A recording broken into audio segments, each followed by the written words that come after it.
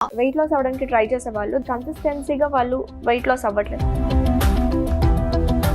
Weight loss చేయాలి అని అనుకున్నారనుకోండి, ఆ జర్నీ స్టార్ట్ చేసినప్పుడు ఏమవుతుంది, కాంప్లికేషన్స్ ఎలా ఉంటాయి సార్? ఇప్పుడైతే మంచి బరువు పెరుగుతుంది. నమస్తే, వెల్కమ్ టు సుమన్ టీవీ. నేను మీ అనుష. వెయిట్ లాస్ అవ్వాలని ప్రయత్నించే వాళ్ళకి ఉసిరికాయతో చాలా లాభాలు ఉన్నాయి. సో ఉసిరికాయని ఏ విధంగా వాడుకుంటే మనం బరువు తగ్గడానికి హెల్ప్ అవుతుంది, ఇలాంటి విషయాలు మీరు కూడా వినాలనుకుంటున్నారా? సో వీడియోని ఎండ్ వరకు చూడండి. కంప్లీట్ డీటెయిల్స్ మనకి ఇవ్వడానికి ప్రస్తుతం మనతో పాటు ఉన్నారు ప్రముఖ homeopathy physician doctor Chetan Raj గారు. సార్తో మాట్లాడి మరిన్ని విషయాలు తెలుసుకుందాం. నమస్తే అండి. నమస్తే మేడం. ఎలా ఉన్నారు?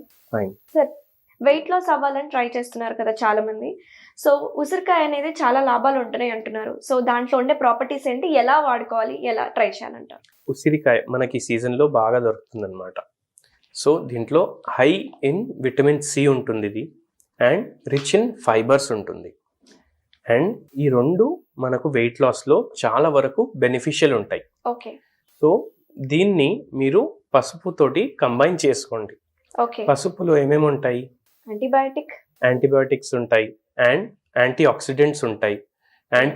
అండ్ పసుపు ఏమో మెటబాలిజంని కూడా చాలా ఫాస్ట్ చేస్తుంది అనమాట మన బాడీలో. ఓకే. సో మీరు ఏం చేయండి, గ్రేట్ చేసుకోండి ఉసిరికాయని. ఓకే.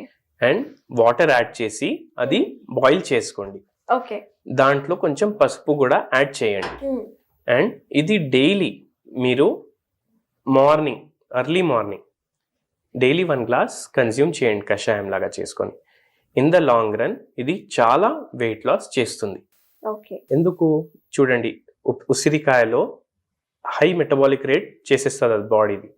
ప్లస్ విటమిన్ సి ఉంటుంది, which helps in weight loss. And fibre rich ఉంటుంది, సో డైజెషన్ కూడా ప్రాపర్గా అవుతుంది మీకు. అదే కాకుండా పసుపులో కూడా హై మెటబాలిక్ ప్రాపర్టీస్ ఉంటాయి. అండ్ ఉసిరికాయ ఏం చేస్తుందంటే, ఫ్యాట్ ఫార్మింగ్ అవుతుంది కదా, ఫ్యాట్ సెల్స్ అవుతాయి కదా, అది కూడా ఆల్టర్ చేసేస్తుంది అనమాట. ఓకే. సో అందుకే ఇది చాలా బెనిఫిషియల్ అనమాట వెయిట్ లాస్ లో. వెయిట్ లాస్ అవడానికి ట్రై చేసే వాళ్ళు they are not maintaining the health, కన్సిస్టెన్సీగా వాళ్ళు వెయిట్ లాస్ అవ్వట్లేదు. సో హెల్దీ వెయిట్ లాస్ అవ్వాలి, కన్సిస్టెన్సీ మెయింటైన్ చేయాలి, ఎన్నాళ్ళైనా సరే సేమ్ అలాగే ఉండాలంటే ఏం చేయాలంటారు? మీరు బై ఛాన్స్ డయట్తో, ఎక్సర్సైజ్తో, లేదంటే హోమియోపతి మెడిసిన్స్తో వెయిట్ లాస్ చేయాలి అని అనుకున్నారనుకోండి, ఆ జర్నీ మీరు స్టార్ట్ చేస్తారు. ఆ జర్నీ స్టార్ట్ చేసినప్పుడు ఏమవుతుంది, within a span of 1 week to 10 days కొద్దిగా బాడీలో మార్పు రావడం అనేది మొదలవుతుంది. అప్పుడు మీరు వేరే వాళ్ళని కలుస్తారు, జనాలను కలుస్తారు. అరే నువ్వు బక్కగా కనిపిస్తున్నావు అనేసి వాళ్ళు ప్రేస్ చేస్తారు, పొగుడతారు. అప్పుడు మనకి అయిపోతుంది, మన బాడీకి, మన బ్రెయిన్కి, మన మైండ్కి, అరే what I have tried to achieve I have got అనేసి అక్కడ మనం డిస్టర్బ్ అయిపోతాం.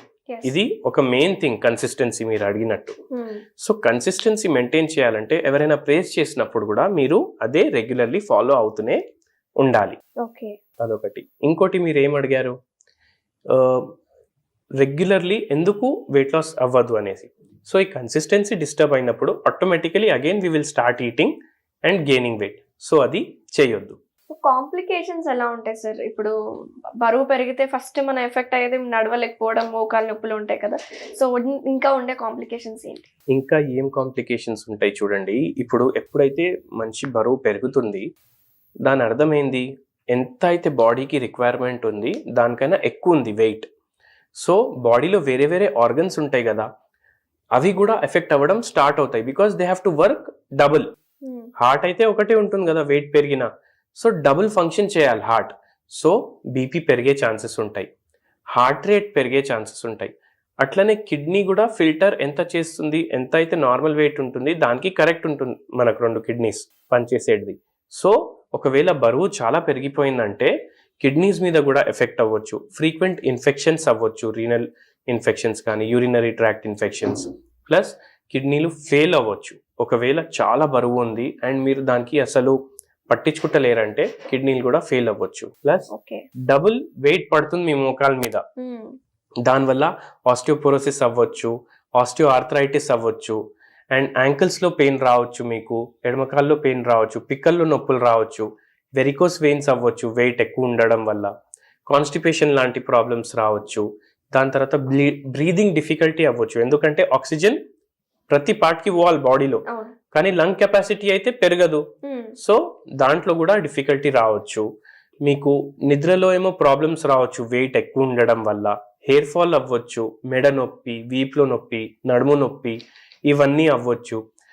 ఒకవేళ మంచి వెయిట్ ఎక్కువ ఉందంటే అది బాడీ ప్రతి పార్ట్ మీద ఎఫెక్ట్ చూపిస్తుంది అనమాట.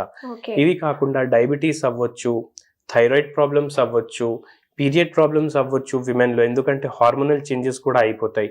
ప్లస్ ఇది ఇన్ఫర్టిలిటీకి కూడా లీడ్ చేయొచ్చు అనమాట. ఓకే. అందుకే వెయిట్ ని మనం కంట్రోల్లో పెట్టుకోవాలి. చాలా కాంప్లికేషన్స్ ఉన్నాయి సార్. అయితే వెయిట్ అనేది ఇంత మేజర్ రోల్ ప్లే చేస్తుంది ఇన్ని కాంప్లికేషన్స్ రావడానికి. సో డైలీ లైఫ్ స్టైల్ని వాళ్ళు ఎలాంటి ఫుడ్ మీద ఎక్కువ ఫోకస్ చేయాలంటారు, ఎలాంటి ఫుడ్స్ని అవాయిడ్ చేయాలంటారు? ఆల్రెడీ ఒక హోమ్ రెమెడీ కూడా డిస్కస్ చేసినాం, అది మీరు పాటించండి రెగ్యులర్లీ. వెయిట్ లాస్లో చాలా వరకు మీకు హెల్ప్ చేస్తుంది అది. దాంతోపాటు ఫైబర్ రిచ్ కంటెంట్ ఫుడ్స్ తీసుకోండి. ఫ్రూట్స్లో చాలా ఫైబర్ ఉంటుంది, వెజిటేబుల్స్లో కూడా చాలా ఫైబర్ ఉంటుంది. సో ఎప్పుడైతే మీరు మీల్ తింటున్నారో రైస్ క్వాంటిటీ తక్కువ చేసి మీ వెజిటేబుల్స్ క్వాంటిటీ మీరు పెంచుకోండి. అండ్ వెజిటేబుల్ ఎక్కువ పోవడం వల్ల ఏమవుతుందంటే ఫైబర్ ఎక్కువ పోతుంది మన బాడీలో, దానివల్ల ఫుల్నెస్ ఏమో ఎక్కువసేపు ఉంటుంది మీకు. ఓకే. అది చేయండి. అండ్ మీరు రైస్ తక్కువ చేయడం వల్ల ఏమవుతుందంటే మీరు తక్కువ క్యాలరీస్ ఇంటేక్ చేస్తారు. రైస్లో ఏముంటుంది? కార్బోహైడ్రేట్ ఉంటుంది. 70% రైస్లో 1 kg రైస్ మీరు తీసుకుంటే బై వెయిట్, దాంట్లో 70% కార్బోహైడ్రేటే ఉంటుంది. సో రైస్ క్వాంటిటీ తక్కువ చేసి మీరు వెజిటేబుల్స్ని పెంచేస్తున్నారు. అది కాకుండా రెగ్యులర్ ఫిట్నెస్ కూడా చాలా ఇంపార్టెంట్. మీరు ఓన్లీ డయట్ చేసి 30 kg తగ్గించుకోవాలి, 40 kg తగ్గించుకోవాలంటే అది డిఫికల్ట్ ఉంటుంది. సో మీరు ఎక్కువ ఎక్సర్సైజ్ కూడా చేయండి. రెగ్యులర్ స్లీప్ ప్యాటర్న్స్ మెయింటైన్ చేసుకోండి. ఆకలి అయ్యే ముందు తినండి. ఆకలి అయ్యే ముందు ఎందుకు తినాలి? ఎందుకంటే ఆకలి అయిన తర్వాత మీరు ఫుడ్ తీసుకుంటే మీకు ఏమవుతుంది, ఎక్కువ తినేస్తారు మీరు. సో అది కూడా కంట్రోల్లో ఉంటుంది. థ్యాంక్ యూ చైతన్ గారు, చాలా మంచి ఇన్ఫర్మేషన్ ఇచ్చారు. Thank you so much.